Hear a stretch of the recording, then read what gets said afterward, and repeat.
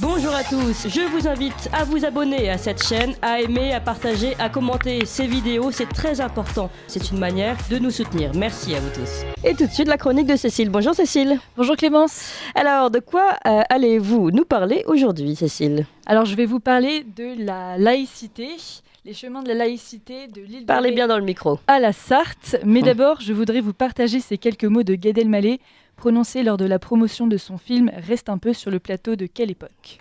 Je pense qu'il ne faut pas réduire le film à ça. Je pense que c'est un film sur la foi, le cheminement, sur le chemin de chacun, sur le rapport à ceux qui cherchent Dieu, qui croient ou pas, à la spiritualité, dans une France où, avec une laïcité à laquelle je tiens énormément et qui est indispensable dans notre démocratie, on a tendance à un peu évacuer, éliminer, masquer la spiritualité ou toutes les tentatives de spiritualité.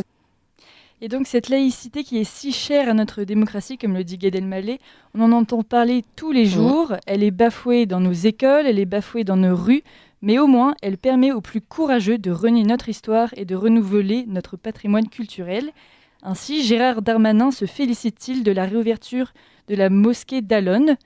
Cette mosquée était fermée depuis octobre 2021 par la préfecture de la Sarthe sur injonction du ministère pour apologie du terrorisme, antisémitisme ou encore promotion de doctrines salafistes. Pendant plus d'un an, des associations se sont relayées pour blanchir la réputation de la mosquée, entre l'adoption d'un imam confirmé, c'est-à-dire qui a fait des études et peut enseigner la religion, et la mise en place de caméras qui vont filmer les prêches aussi bien en arabe qu'en français. La préfecture a décidé qu'il était temps de pardonner le passé obscurantiste de la mosquée et de la réouvrir. Donc elle a réouvert le 13 janvier dernier, avec la promesse de tourner le dos aux anciennes pratiques et de promouvoir un nouvel islam, comme le dit Mohamed Zentar, président de l'association cultuelle de la mosquée, dans un reportage signé Europe 1. Ici, c'est l'islam qui devrait se propager normalement, un islam laïque, en respectant les lois de la République. Donc cet islam laïque va être l'islam qui sera prôné directement dans cette mosquée près du Mans. Et outre ces divers aménagements, la raison de sa réouverture, de la mosquée d'Allonnes dans la Sarthe, la raison de cette réouverture est avancée par Darmanin dans son tweet qui dit que désormais la mosquée se conforme à la loi séparatisme qui conforte donc les principes de la République contre le séparatisme culturel, contre toute forme d'autre séparatisme. Mais face à cette réhabilitation de cette mosquée, on assiste à l'île de Ré au déboulonnage d'une statue de la Vierge Marie située sur un carrefour. Et on voit bien que ces attaques contre le patrimoine religieux, on en avait parlé la semaine dernière, sont devenues de plus en plus fréquentes, si fréquentes qu'elles ne nous surprennent même plus.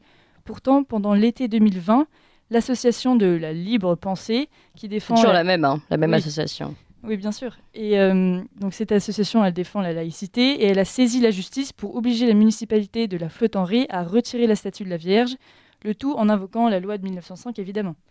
Et donc le tribunal administratif de Poitiers avait tranché en faveur de l'association pour motif que la loi interdit l'installation de monuments à caractère religieux sur le domaine public.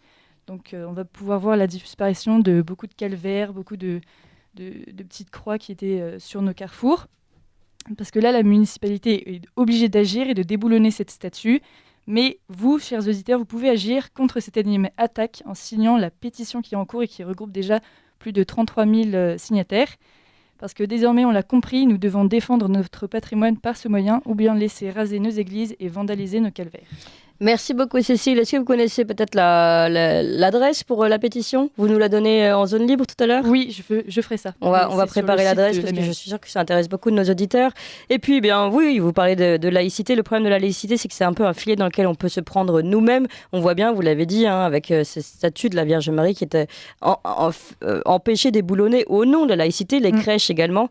Donc peut-être qu'il faudra retrouver autre chose que ce grand mantra de la laïcité pour défendre notre culture. Vous appréciez cette émission ? Alors aidez Radio Courtoisie à en produire d'autres, en indépendance totale. Rendez-vous sur soutenir.radiocourtoisie.fr. Merci d'avance.